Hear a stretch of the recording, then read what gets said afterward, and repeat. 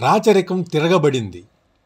అఖండ భారతదేశంలో అనేక ప్రాంతాలు చిన్న చిన్న రాజ్యాలుగా ఉన్నప్పుడు ముస్లిం రాజులు 8వ శతాబ్దంలో భారతదేశంపై దండెత్తి భయభ్రాంతులను చేసి రాజ్యాలను ఆక్రమించుకొని పరిపాలిస్తున్న సమయంలో బ్రిటిష్ వాళ్ళు 1600 సంవత్సరంలో వ్యాపారం పేరుతో దేశంలోకి చొరబడి విభజించు పాలించు సూత్రాన్ని పాటిస్తూ ప్రాంతాల వారీగా పాలిస్తున్న రాజ్యాలను చేపట్టి రాజులను తుపాకీలతో బెదిరించి ప్రజలను బానిసలుగా చేసుకుని పరిపాలించారు.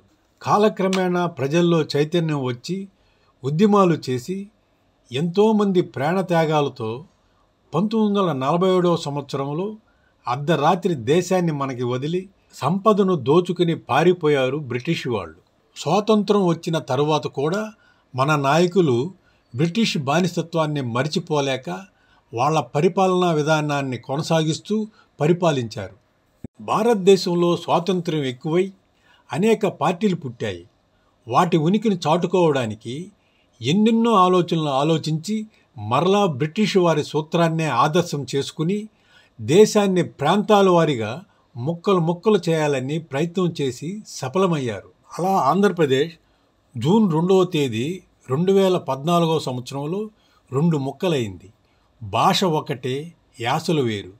ఉద్యమాలు, ప్రాణత్యాగాలు, చివరికి స్వార్థ రాజకీయాలతో రాష్ట్రం ముక్కలై ఉద్యమ పార్టీ పగ్గాలు చేపట్టి పరిపాలించింది. అప్పుడే అసలు నాయకులు వ్యక్తిత్వాలు బయటపడ్డాయి.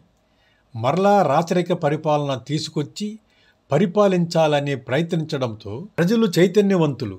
ఎప్పుడు వాళ్ళ గురించి కంటే వాళ్ళ నాయకుల ఎదుగుదలను, గుణగణాలను గమనిస్తూ వాళ్ళు చేసిన మేలును కూడా మరిచిపోయి జరగబోయే నియంత పరిపాలన గుర్తించి తరువాత మేలుకుంటారు.